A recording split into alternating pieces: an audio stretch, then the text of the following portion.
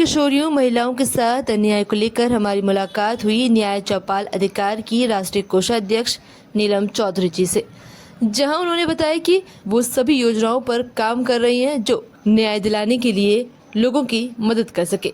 न्याय चौपाल के माध्यम से क्षेत्र में जगह जगह चौपाल लगाकर लोगों को न्याय दिलाने का काम किया जा रहा है। साथ ही किशोरियों को व्यवहारिक जीवन में न्याय के लिए उजागर करने के लिए भी काम करने की बात कही है। साथ ही महिलाओं के साथ हो रहे शारीरिक शोषण, रेप जैसी घटनाओं पर भी बात करते हुए उन्होंने कहा कि वे अपने न्याय चौपाल के माध्यम से हर एक के लिए न्याय दिलाने में मदद करना चाहते हैं। मेरा नाम नीलम चौधरी है। मैं न्याय अधिकार चौपाल में राष्ट्रीय कोषाध्यक्ष के पद पर हूँ और अभी वर्तमान में हमारी न्याय अधिकार चौपाल गांव-गांव जाकर न्याय अधिकार चौपाल के माध्यम से चौपाल लगा रही हैं ताकि लोगों को सही मायने में न्याय और अधिकार उनके मिल सके। महिला सुरक्षा को लेकर क्या आपने मांगे? महिला सुरक्षा को लेकर देखिए, अभी तो प्रेजेंट में जो अभी देख रहे हैं स्थिति बहुत ही ज्यादा गंभीर है, क्योंकि आए दिन पेपर में ऐसा कोई दिन नहीं जाता है जिस दिन न्यूज पेपर में कोई ना कोई महिला के बारे में, के उत्पीड़न के बारे में समस्या न निकले। क्योंकि महिला शोषण इतना ज्यादा हो रहा है, इतनी ज्यादा चरम सीमा पर कि बता नहीं सकते क्यों, और रुकने का नाम नहीं ले रहा है। जरा जरा सी बच्चियों के साथ रेप जैसी घटनाएं हो रही हैं जिस पर कोई एक्शन नहीं लिया जा रहा, सही तरीके से उनको न्याय नहीं मिल रहा। जो बच्चियां जिनके दूध के दांत तक नहीं टूटे, बताइए 3 साल की बच्ची कितनी छोटी सी होगी और उसकी क्या स्थिति होगी, बताइए उसके साथ। ऐसी सोच के शर्म आती है कि ऐसे लोग, ऐसे दरिंदों को कड़ी से कड़ी सजा मिलनी चाहिए और इन्हें बिल्कुल जेल से रिहा होना ही नहीं चाहिए किसी भी कीमत पर। तभी जाके महिला शोषण में रुकावट होगी, तभी सही मायने में सुरक्षा। और इसके साथ साथ मैं एक चीज और कहूंगी कि अभी हम लोग कुछ योजना बना रहे हैं कि हम अपने न्याय अधिकार चौपाल के माध्यम से जो किशोरियां हैं 12 साल से लेकर 20 साल तक की जो टीन एज होती है, इस एज में स्कूलों में केवल उन्हें लेसन से संबंधित पढ़ाया जाता है, ना कि उन्हें व्यवहारिक ज्ञान दिया जाता है कि समाज में कैसे रहना है। कभी कभी वो अपने इधर पढ़ाई का प्रेशर, उधर माँ बाप की डांट का प्रेशर, कि इस बीच में महिला लड़कियों को अगर कोई भी व्यक्ति बाहर का आके 2 शब्द कह दे कि मैं तुम्हें बहुत चाहता हूँ, इस तरह के, तो वो महिला लड़कियां, वो बच्चियां इतने घातक कदम उठा बैठती हैं।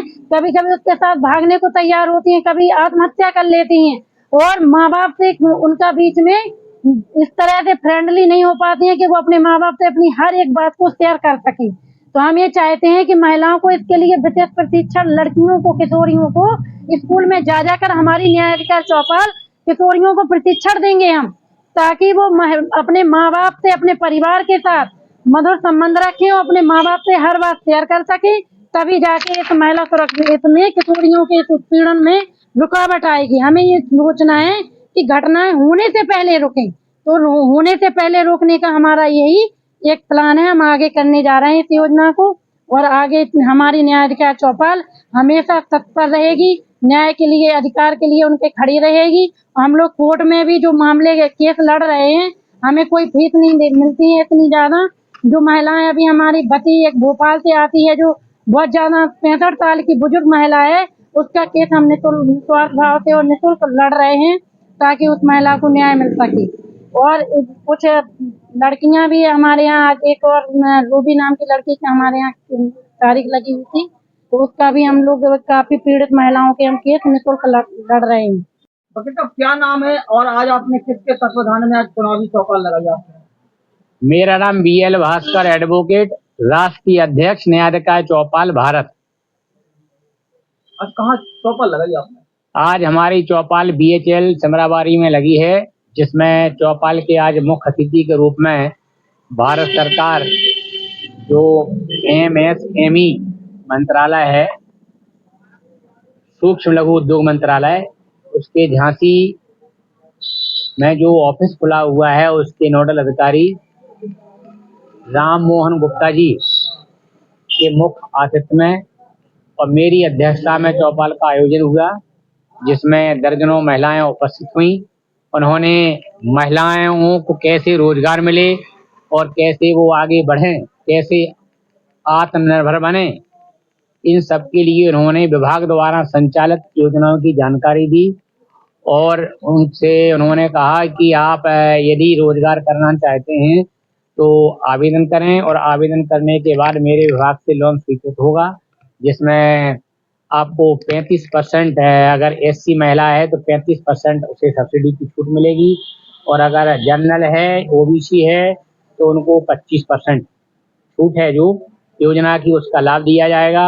इसलिए आप आएं, और जो स्वरोजगार करना चाहते हैं आप लोग, उसके लिए उन्होंने मार्गदर्शन दिया। रोजगार के लिए लगाया था चौपाल। रोजगार के साथ साथ जो महिलाओं के साथ उत्पीड़न हो रहा है, जो महिलाओं की समस्याएं हैं, उनके लिए ये महिला चौपाल इस समय हम लोग लगा रहे हैं हर गांव में। क्योंकि आप देख रहे हैं कि चाहे आपके चैनल के माध्यम से हो या समाचार पत्रों के माध्यम से, आज इतनी ऐसी घटनाएं घट रही हैं कि छोटी छोटी जो बच्चियां हैं 3 साल की, 6 साल की, उनके साथ रेप की घटनाएं सामने आ रही हैं, जिनको पढ़ करके और सुन करके ही एक आत्मग्लानि होती है और बड़ा दुख होता है कि आज हम किस दिशा में जा रहे हैं।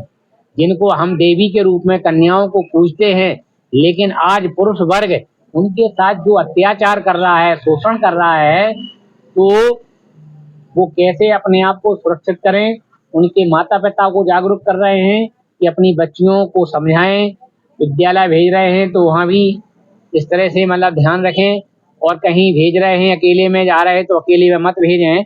और उनकी सुरक्षा के लिए सरकार द्वारा, पुलिस द्वारा, प्रशासन द्वारा जो सहायता के रूप में मदद के लिए नंबर दिए गए हैं, उनको बता रहे हैं हम लोग कि इन पे आप तत्काल फोन लगाएं। किसी प्रकार की समस्या होती, कोई महिला के साथ शोषण होता है तो आप बाहर बाद में जाएं, लेकिन तुरंत घर पर मोबाइल सबके पास है, तुरंत मोबाइल लगा करके सहायता प्राप्त करें। ये सब जानकारी दे रहे हैं। कौन कौन से मुद्दे को लेकर गाँव में जाके चौपाल लगाते हो? चौपाल को देखिए, मैं बता रहा हूँ कि समस्याएं तो भरी पड़ी हुई हैं, चाहे बेरोजगारी की समस्या हो, चाहे महिला उत्पीड़न की हो, या बेरोजगारी के साथ साथ मतलब जो शिक्षा की समस्या है।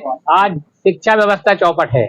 मैं खुलेआम आपके चैनल के माध्यम से कहना चाहता हूं कि वर्तमान समय में शिक्षा व्यवस्था चौपट है। स्कूलों में अध्यापक नहीं है, जहां अध्यापक हैं समय से पहुंच नहीं रहे हैं, पढ़ाई नहीं हो रही है, और पूरी साल एडमिशन चलते रहते हैं। अभी तक बोर्ड में भी एडमिशन हो रहे हैं, अभी डिग्री कॉलेज में एडमिशन हुए नहीं है, बीयू में एडमिशन हुए नहीं है, पूरी साल एडमिशन हो रहे थे। और दिसंबर से, जनवरी से प्रैक्टिकल और फरवरी से परीक्षा शुरू हो जाती है, तो पढ़ाई हो कहाँ रही, क्लासें कहाँ लग रही हैं। जो पहले पढ़ाई होती वो पढ़ाई नहीं हो रही है। शिक्षा व्यवस्था चौपट होने की वजह से बेरोजगारी बढ़ रही है, नाम मात्र की उनको डिग्री मिल जा रही है, लेकिन रोजगार नहीं मिल पा रहा है। इस दिशा में इसलिए हम चौपाल लगा रहे हैं। सरकार से भी हम अनुरोध कर रहे हैं, सरकार को भी अपनी बात पहुंचा रहे हैं कि बुंदेलखंड में न पलायन पहले रुका था, न पलायन आज रुका है। इतनी योजनाएं चल रही हैं, लेकिन अगर आप मेरे साथ चलेंगे गांव में जाकर के, तो लोगों को योजनाओं की जानकारी नहीं है, और अगर जानकारी है तो उनको लाभ नहीं मिल रहा है। बीच के जो दलाल हैं और जो मतलब इस तरह के जो चालाक लोग होते हैं, जागरूक लोग होते हैं, वो लोग इसको उस योजना का लाभ ले रहे हैं, लेकिन जो गरीब है और वास्तव में पात्र है उसको लाभ नहीं मिल रहा है। ये बहुत बड़ी समस्या है। इसलिए सरकार को इस पर ध्यान देना चाहिए, और चौपाल के माध्यम से हम सरकार को भी जागृत कर रहे हैं और जनता को भी कर रहे हैं कि अपने अधिकारों के लिए आगे आए, और जो हमें संविधान में मौलिक अधिकार दिए हैं उनको प्राप्त करें। चाहे न्याय का अधिकार हो, चाहे जो मौलिक अधिकार है हमारे, उनको प्राप्त करें। इसलिए हम चौपाल का आयोजन कर रहे हैं और सर्वजन के हित में काम कर रहे हैं। भास्कर सर, ये जो वन नेशन वन इलेक्शन का मुद्दा आया, कैबिनेट का फैसला, क्या है सर, इससे जनता को लाभ होगा? ये अगर एक सही दिशा में अगर एक काम हो तो लाभ इसलिए होगा कि जो बार बार चुनाव होते हैं ना, कि आज विधानसभा का हो रहा, फिर लोकसभा का हो रहा, फिर कोई राज्य का हो रहा, फिर जिला पंचायत का हो रहा, ग्राम पंचायत के चुनाव हो रहे हैं, तो इस वजह से क्या है कि जो सरकारी योजनाएं लागू होती हैं जनता के लिए, उन पे गलत प्रभाव पड़ता है, क्योंकि उस पर रोक लग जाती है, आचार संहिता लागू हो जाती है, तो उन योजनाओं का क्रियान्वयन सही ढंग से नहीं हो पाता है। यदि वन नेशन वन इलेक्शन होता है तो इससे फायदा तो होगा, लेकिन फायदा तभी होगा जब ये पारदर्शिता के आधार पर हो, ईमानदारी से हो। ऐसा ना हो भविष्य में कि वन नेशन वन इलेक्शन करने के बाद हाथ में पावर आ जाए, जो सरकार एक बार सत्ता में आ जाए, दोबारा किसी को मौका ही ना मिल पाए।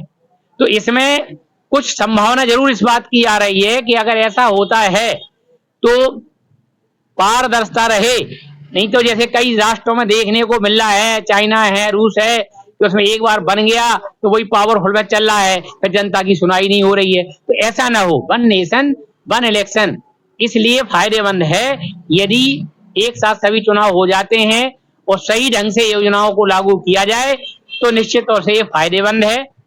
बिल्कुल, हमें वैसे तो अच्छा लग रहा है, लेकिन मैंने क्या कहा कि अगर इसका दुरुपयोग किया या एक पावर हाथ में लेकर के कोई भी सरकार हो, वो आप उसने फुल पावर ले लिया तो मालूम चले कि जनता अपनी आवाज नहीं उठा पाए या अपनी बात नहीं रख पाए, तो ऐसा नहीं होना चाहिए।